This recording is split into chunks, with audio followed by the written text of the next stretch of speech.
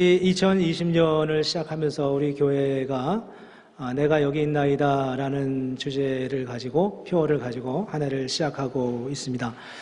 이 말씀은 이사야서 6장에 나오는 이사야가 하나님의 소명을 확인하는 그런 과정에서 이사야가 고백했던 말씀입니다.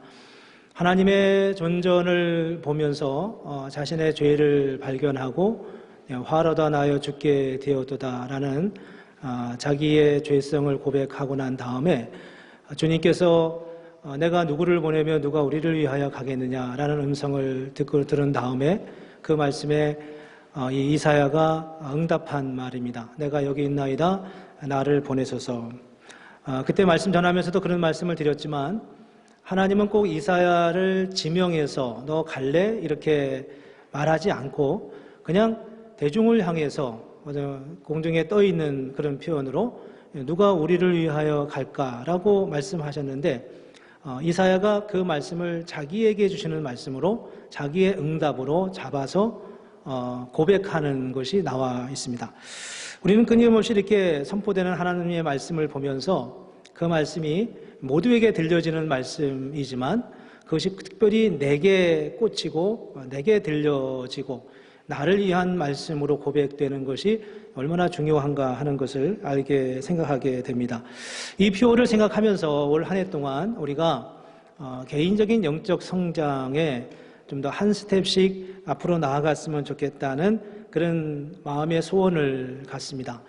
모든 사람들의 신앙의 색깔도 다르고 또 어떤 면에서 신앙의 정도도 다르고 신앙의 헌신도도 다르고 또 하나님을 알아가는 분량의 차이도 있을 수 있고 그걸 높낮이로 말할 수는 없지만 다 다른 자리에 있지만 본인이 서 있는 삶의 자리에서 적어도 한 스텝씩 하나님 앞에 더 가까이 나아가는 그런 기회가 꼭 됐으면 좋겠습니다. 흔히 우리가 생각할 때 믿음이 좀 없는 사람이다, 교회 나오길 좀 힘들어한다, 이런 분들이 믿음이 있었으면 좋겠다, 이런 생각들을 우리가 많이 하고 또 그렇게 세워져 가기를 원할 때가 참 많지만 사실은 그것은 우리 모두에게 다 해당되는 일이라고 여겨집니다. 예수를 잘 믿는 사람, 오래 믿었던 사람도 사실 한 스텝 더 나아가야 됩니다. 왜냐하면 하나님이 워낙 광대하신 분이시고 하나님이 워낙 크신 분이기 때문에 우리는 모두가 다 한 스텝씩 나아가야 돼요. 근데 교회 생활을 하다 보면 우리도 모르는 사이에 스스로도 그렇게 생각하고 다른 사람도 그렇게 생각해 주는 경우가 있습니다. 저분은 이제 저만 하면 됐어 이렇게 생각하는 거죠. 또 그분도 나는 이제 이만하면 됐어 이렇게 생각하는 겁니다. 그래서 누가 좀 우리 믿음 없는 A 형제가 조금 더 자라갔으면 좋겠다, 우리 좀 믿음 없는 B 형제가 조금 더 주님을 사랑하는 마음이 있었으면 좋겠다, 이제 이런 이야기를 생각하고 말하기도 하는데 사실은 우리 모두가 하나님 앞에서 그렇게 자라가야 합니다. 앞에 있는 사람이 정말 몸부림치면서 하나님 앞에 더 가까이 나아가려고 힘쓰고 애쓸 때 뒤따라가는 사람들이 그래 저렇게 살아가는 게 정말 믿음의 성장이고 하나님의 은혜를 누리는 것이구나 이렇게 느끼고 또 함께 세워져 가죠. 근데 그러지 않으면 우리도 모르는 사이에 교회 공동체가 의도하지 않은 방향으로 가질 수 있습니다. 여러 영역에서의 우리의 성장이 필요하다고 생각합니다. 성품의 변화가 우리에게 필요하죠. 어떤 사람들에게는 늘 우리 자신도 모르게 혈기와 고집스러움과 또 자기 주장이 많았다면 이제 자기 자신을 다스릴 수 있으면 좋겠습니다. 겸손함을 갖기를 원하는 우리의 마음도 있습니다. 자기보다 다른 사람을 더 낮게 여기고 다른 사람을 존중히 여기는 것입니다. 그러려고 하지는 않지만 우리도 모르게 인색함이 우리 마음에 배어 있는 경우가 있습니다. 인색합니다. 그게 이제 뭘 넉넉히 나누어지고 구워줄 줄 모르는 그런 우리의 마음입니다. 저는 대표적으로 제가 그렇다고 생각해요. 저한테 뭐 받아보신 적이 있으신 분 계시나요? 아무도 없으실 것 같아요. 네, 저는 막내였기 때문에 뭘 줄 줄을 잘 몰라요. 그래서 늘 주는 건 제 아내의 몫입니다. 제 아내가 많이 나누고 그렇게 하는 걸 잘 하는데 저는 여관에서 제 손에 뭐가 들어오면 여관에 나가지를 않습니다. 저한테 뭐 주려고 하지 마십시오. 이런 인색함이 있는 사람들이 우리에게 있습니다. 좀 넉넉하게 나누어주고 구워주고 베풀 수 있어야 합니다. 어떤 사람은 교회를 좀 더 사랑하는 마음이 필요합니다. 믿음은 있는 것 같은데 믿음은 있는데 교회를 사랑하는 마음은 부족해요. 이게 말이 안 되는 말인데, 교회를 우리가 너무 천하게 돼 버렸습니다. 현대 교회가 자꾸 어렵고 힘들고, 부작용도 있고, 뭐 스캔들도 있고, 불미스러운 일들이 자꾸 생기니까, 우리 마음속에 자꾸 교회에 대한 사랑이, 애정이 식어져 갑니다. 교회를 꼭 나가야 되나? 여기서 말하는 이제 교회는 공동체냐, 건물이냐, 조직이냐, 이런 어떤 논란을 이제 우리가 접어놓고, 교회라고 하는 그 공동체를 사랑하는 마음이 우리에게 자꾸 식어져 가는 겁니다.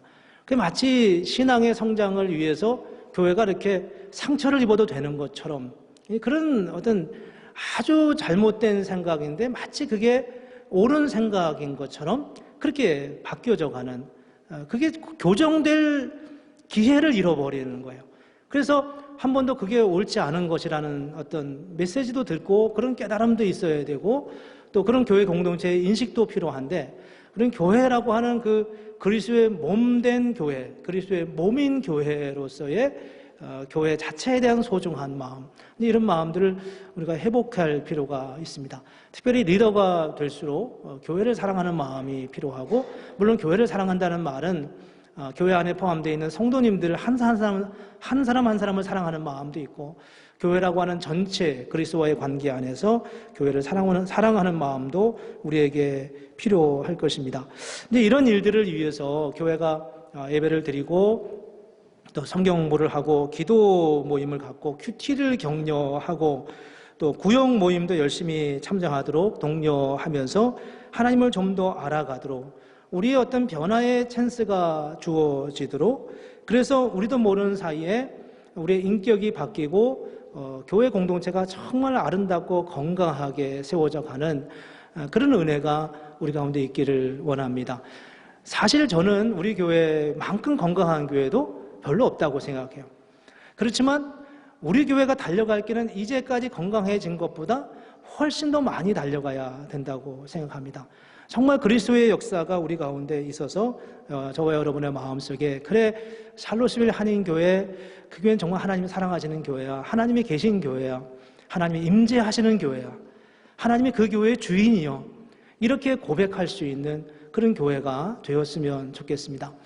근데 그렇게 되기 위해서 우리가 이제 힘써야 될 또 한 가지 생각해 보려고 하는 것이 있는데, 그것은 우리의 내면의 변화입니다.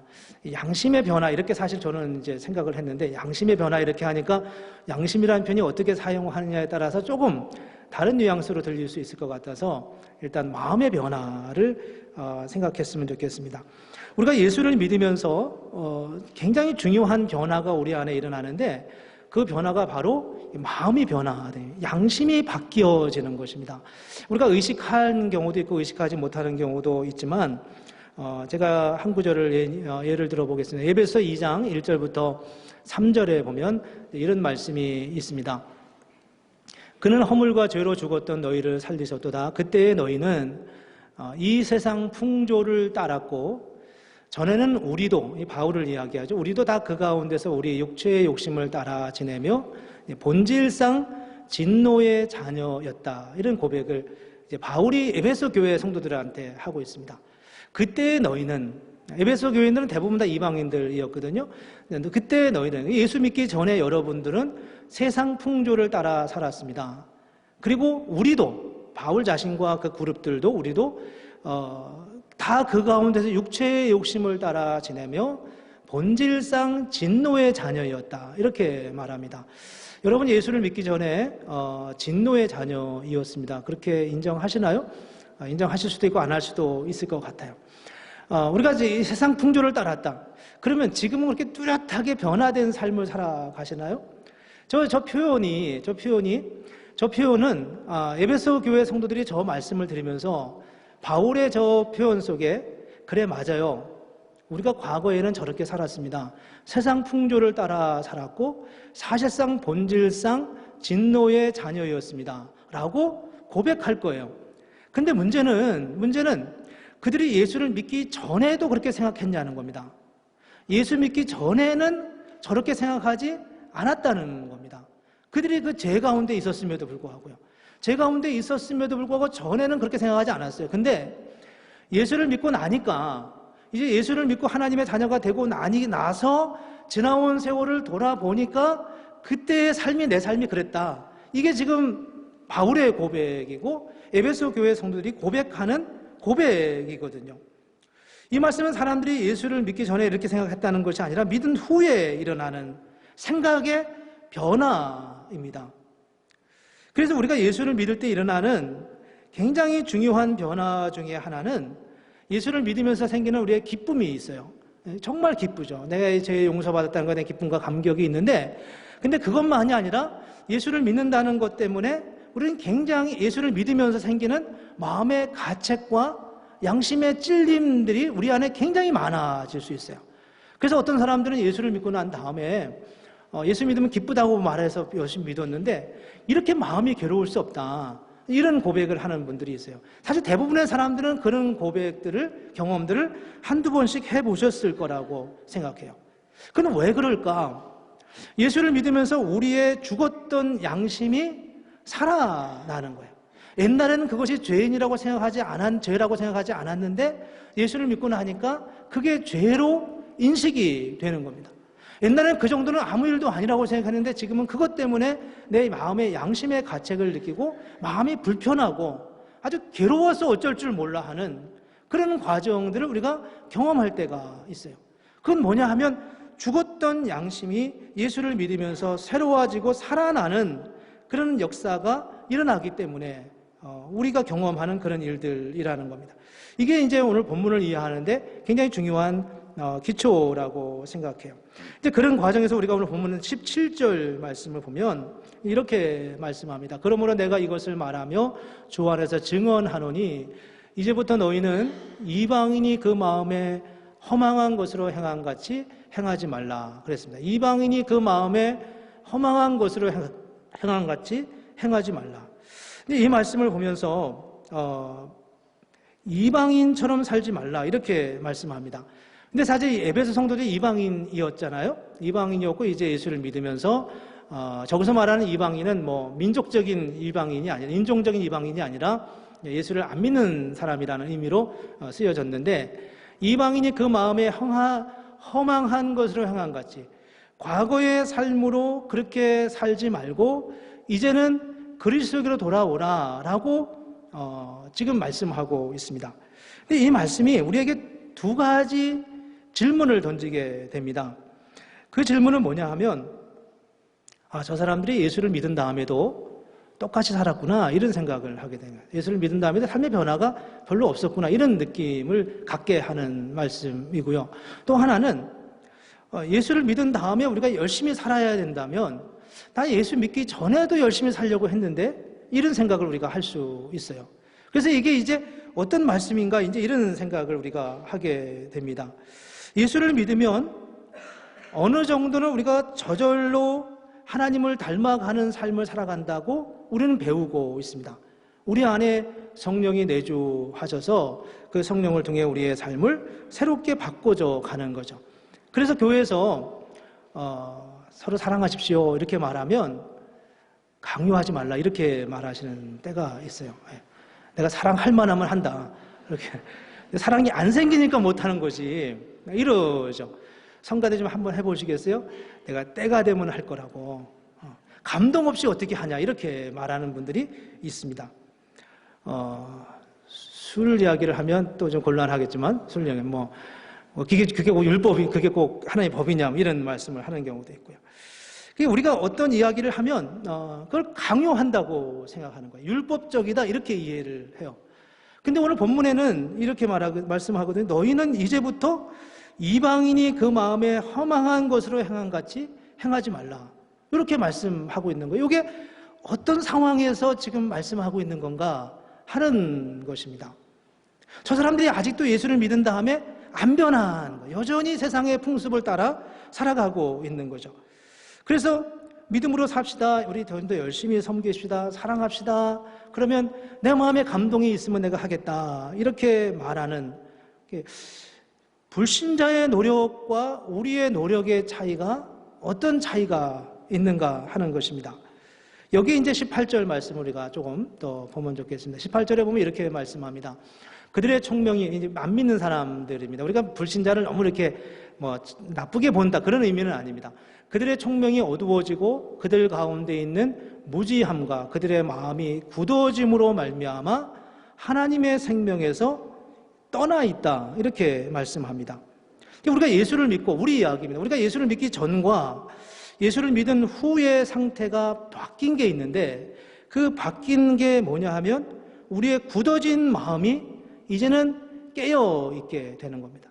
죽은 양심이 살아있는 거예요. 양심이 전에는 작동하지 않았는데 어떤 면에서 작동하지 않았는데 예수를 믿은 다음에 작동하기 시작하는 겁니다. 옛날엔 내가 죄인이라는 생각을 해본 적이 없어요. 내가 왜 죄인이야? 내가 왜 경찰서 가야 돼? 이런 생각, 이렇게 우리는 도전했는데 지금은 당신 죄인인 것을 인정하십니까? 그러면 난 100% 인정합니다. 이렇게 말하는 사람들이 허다히 우리 가운데 많이 있어요. 이 변화가 무엇입니까? 거기에 뭐 죄란 이런 것을 기준으로 말하는 겁니다. 이런 구구한 설명을 달지 않아도 사람들은 예수를 믿는 사람들은 그렇게 고백을 하는 거예요. 옛날엔 전혀 내가 죄인이라고 이야기하지 않고 생각하지 않았는데 지금은 어떤 전제도 없이 어떤 내가 지금 말하고 있는 죄인이란 이런 것입니다라고 정의를 내리지 않고 당신 죄인인 것을 인정합니까? 라고 물어도 나는 100% 그거 인정한다. 나는 부정할 수가 없다. 이렇게 말하는 경우를 우리는 주변에 참 많이 볼 수 있다는 거예요. 이게 무엇이라는 거예요? 이게 바로 양심이 작동하기 시작하는 거예요.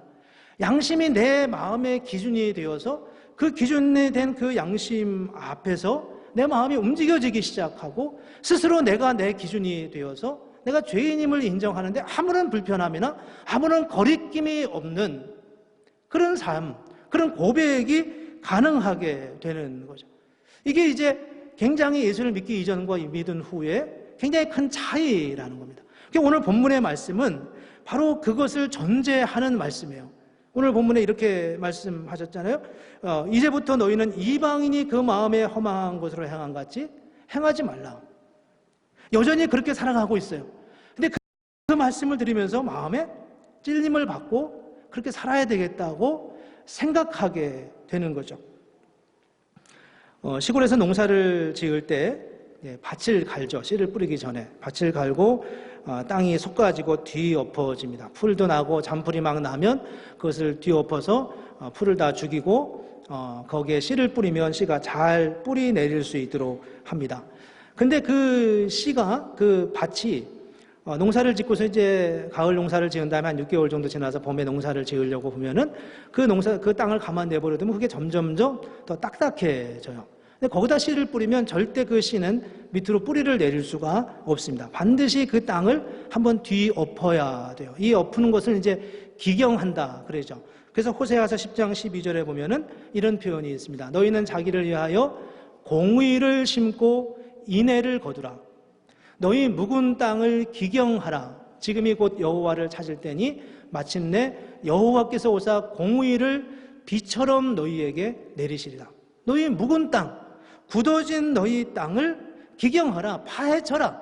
그래서 거기에 어떤 씨가 뿌려져서 하나님 말씀의 씨앗이 뿌려졌을 때 하나님의 공의를 비처럼 내리실 때 열매를 맺을 수 있도록, 공의로 인하여 열매를 맺을 수 있도록 하라고 말씀하고 있습니다.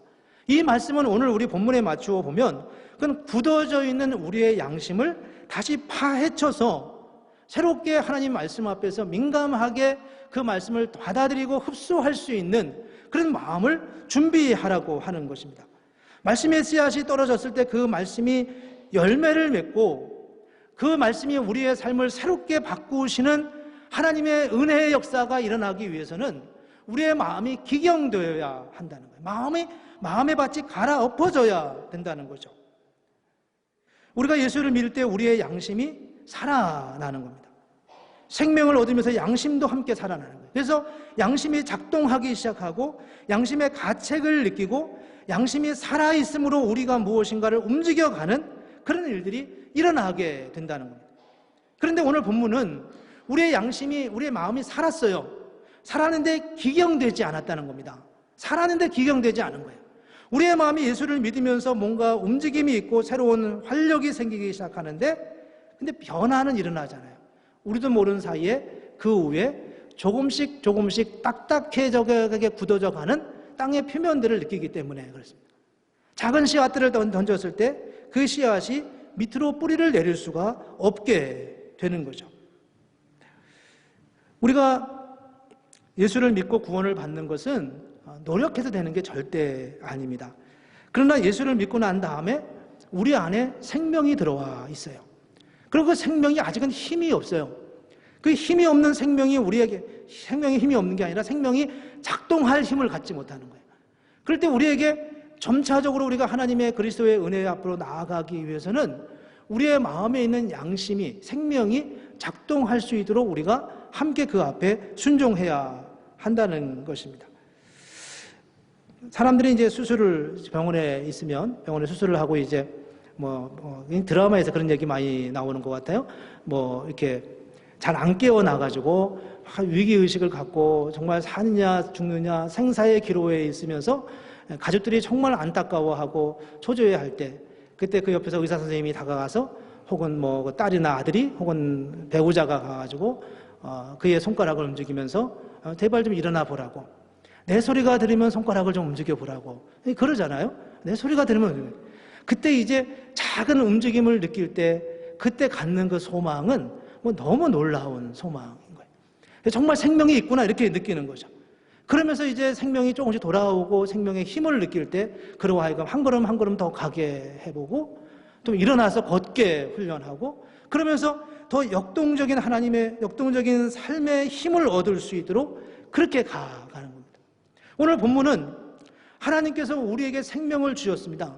우리를 이미 살리셨어요. 근데 이제 우리가 그 앞에 어떻게 반응하느냐라고 하는 부분에서 우리에게 주시는 하나님의 말씀입니다.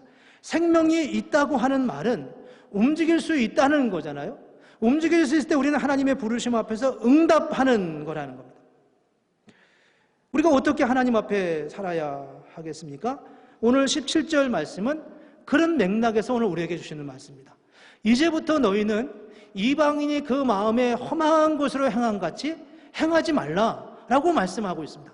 여러분들은 이제 이방인처럼 살지 마십시오. 옛날의 습성대로 살지 마십시오. 뒤에서 이렇게 험담하는 습관을 계속 갖지 마십시오. 게으른 습성을 갖지 마십시오. 왜냐하면 우리 안에 하나님이 주신 생명이 있기 때문입니다. 전에는 해도 안 됐어요. 전에는 해도 시도해도 그 일이 내게 이루어지지 않았고 자주 포기했고 인생은 원래 그런 거야 이렇게 말하며 살았습니다. 그러나 이제는 아니라는 거예요. 이제는 우리 안에 생명이 있기 때문에 우리가 그 말씀 앞에 순종하며 나아갈 때 하나님께서 우리를 통해서 그 일을 이루어가게 하신다고 하는 전제가 이 말씀 앞에 깔려져 있습니다. 병실에 누워있는 환자에게 환자가 손가락을 움직일 때 우리는 그에게 이렇게 말할 겁니다. 당신은 이제 살았어. 당신의 손가락이 움직이기 시작했어. 당신은 이제 일어날 수 있고 걸을 수 있고 일할 수도 있어. 그러니 소망을 가져봐. 힘을 내봐. 힘들어도 좀 애써봐. 이렇게 말하는 거 아니겠어요? 오늘 저기서 말하는 것처럼 이방인이 그 마음에 허망한 것을 행한 같이 하지 말라. 경건하게 예배를 드렸으면 좋겠습니다. 성가대 했으면 좋겠습니다. 사랑했으면 좋겠습니다. 사랑의 마음이 내게 나와야 하죠. 그게 아니라는 겁니다. 우리는 이 말씀을 율법으로 이해하면 정말 큰 오류예요. 이 말씀은 하나님이 우리에게 생명을 주었다고 하는 전제가 있는 말씀입니다. 우리에게 생명이 없는 사람은 이 말씀을 들을 수가 없어요. 들어도 그에게 작동하지 않는 말씀이고요. 우리가 예수를 믿는다면 우리는 그런 류의 권면과 그 말씀을 기꺼이 기경된 밭처럼 잘 갈아엎어진 밭처럼 그렇게 수용성 있게 그 말씀을 받아들일 수 있는 마음을 가져야 돼요. 근데 왠지 언젠가부터 복음에 대한 이해가 잘못되어 간 부분이 있어요. 그 중에 하나가 우리가 율법적이면 안 된다고 하는 것을 너무 경계를 하다 보니까 작은 말도 다 율법으로 치부해 버리는 거예요. 그러면 되겠어요? 사랑해야지. 그러면 되겠어요? 남 헌담하면 되겠어요? 부모 안아야지. 부모 안을 힘이 있어야 부모 안죠? 이렇게 말하는 우리의 일상적인 반항적 있는 이런 말들이 사실 율법에 대한 곡해로부터 오는 것임을 보여준다는 겁니다. 당신은 이미 하나님의 사람입니다. 하나님이 당신에게 생명을 주셨습니다. 하나님이 당신을 사랑하셔. 하나님이 당신을 붙들어 주실 거야.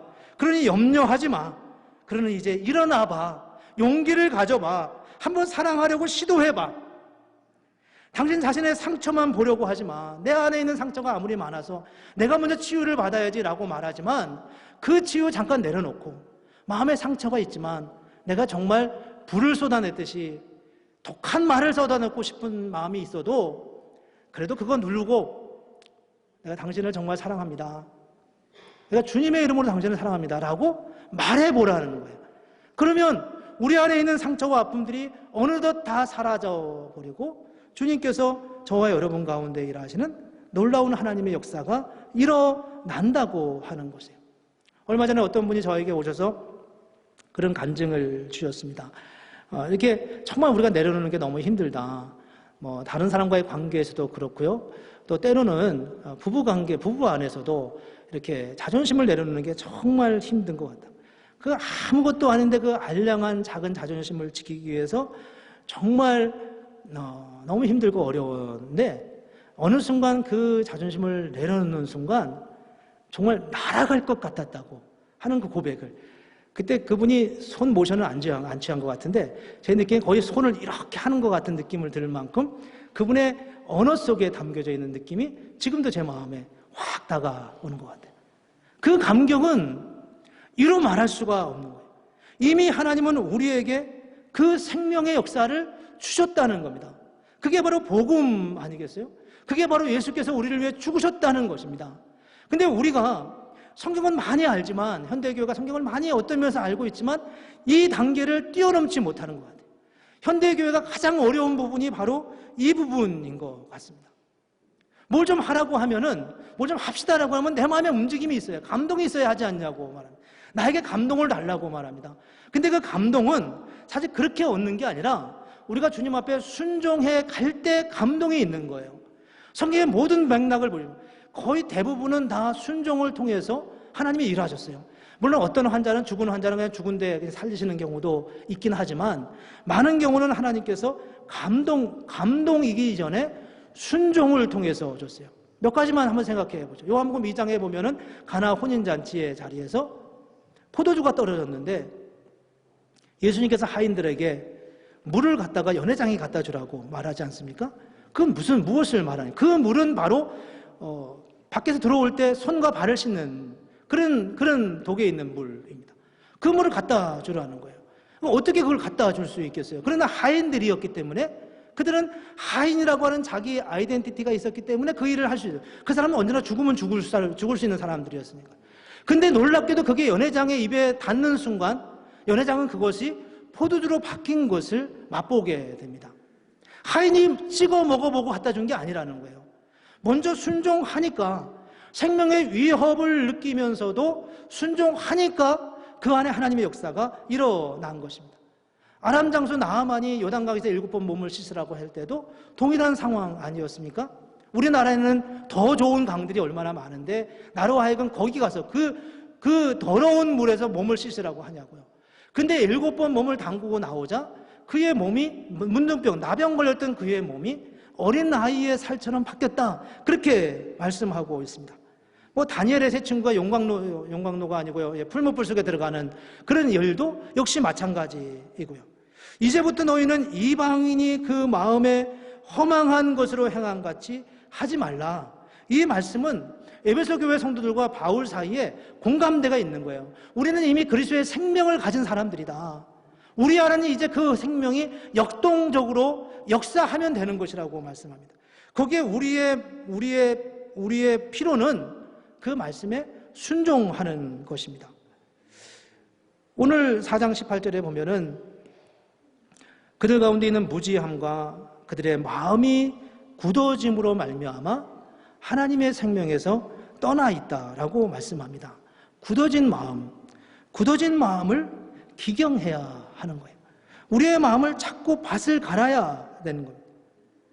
우리의 자존심도 내려놓고 우리 안에 하나님의 말씀의 토양이 깊이 뿌리 내릴 수 있도록 우리의 마음을 일구어가는 그런 과정이 우리에게 필요합니다.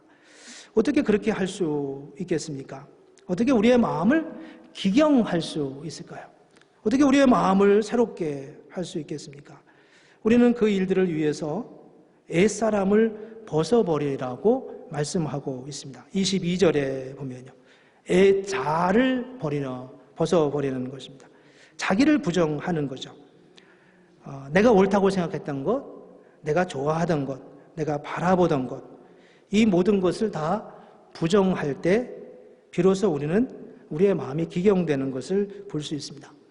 우리는 이제 교회 생활하면서 그런 생각 하잖아요. 이렇게 늘 자기 생각이 옳다는 생각 속에 빠져 있습니다. 예수를 안 믿을 때는 안 믿을 때가 옳았어요. 근데 예수를 처음 믿고 이제 얼마 믿고 나니까 내 생각이 바뀌었어요. 이게 진리구나. 그래서 그 생각이 옳은 거예요. 근데 또 그 다음에 또 세월이 또 한 5년 지나서 신앙이 더 성장해 갑니다. 그때 되면 또 그게 또 옳아요. 이게 좋은 긍정적이긴 하지만 사실 그보다 더 중요한 것은 저는 이렇게 생각합니다.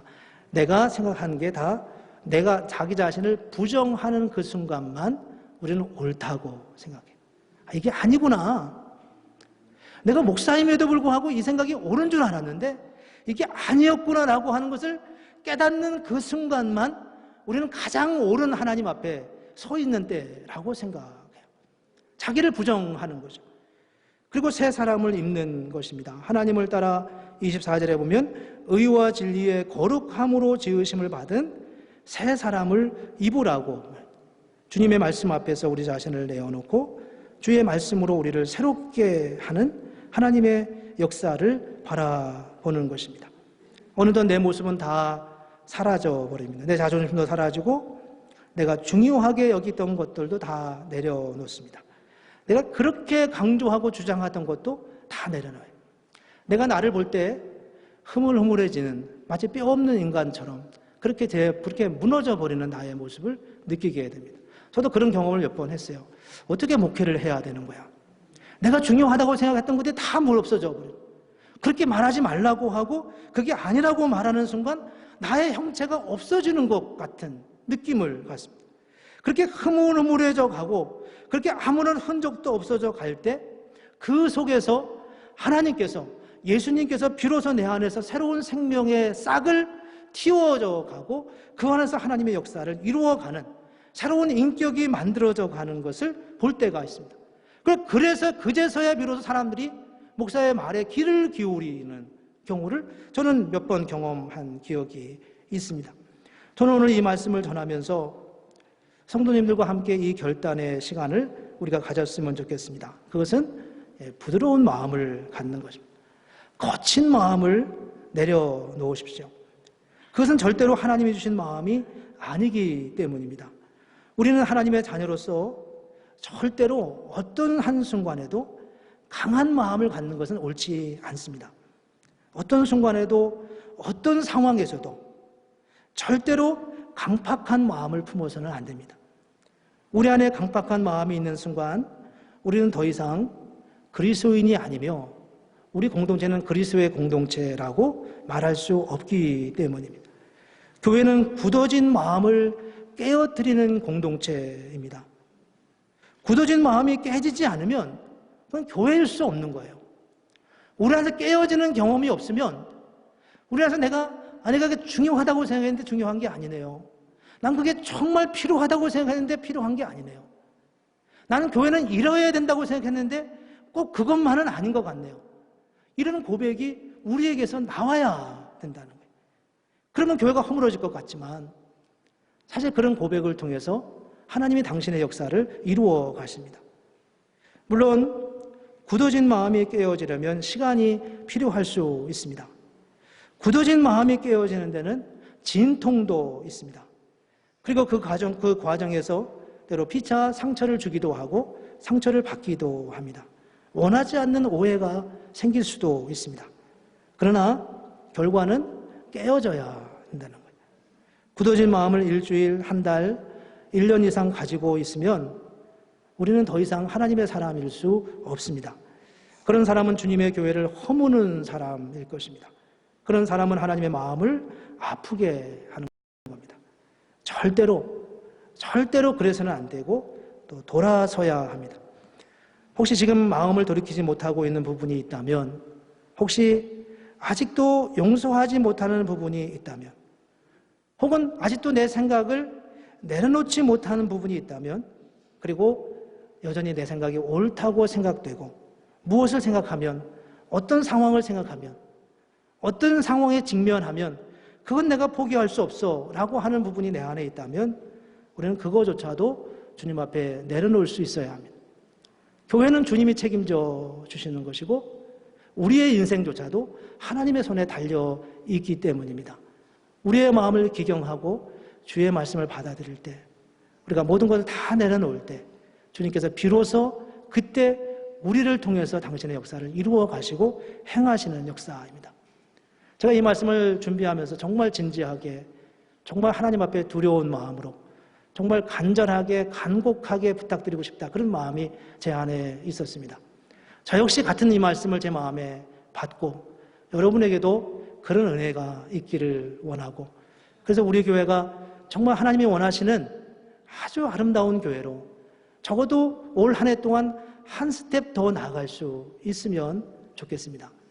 그게 사람들을 통해서 나타날 수 있고, 교회 분위기를 통해서 나타날 수 있고, 교회 사역의 과정에서도 일어날 수 있어서 정말 하나님이 이렇게 우리 가운데 하시는구나, 내가 내려놓으니까 하나님이 일하시는구나, 이런 하나님의 은혜와 하나님의 역사를 경험하고 주님을 더 높이 찬양하는 그런 우리 본인 개인과 교회가 되기를 주의 이름으로 축복합니다. 기도하겠습니다. 우리 이 시간 같이 주의 말씀을 생각하면서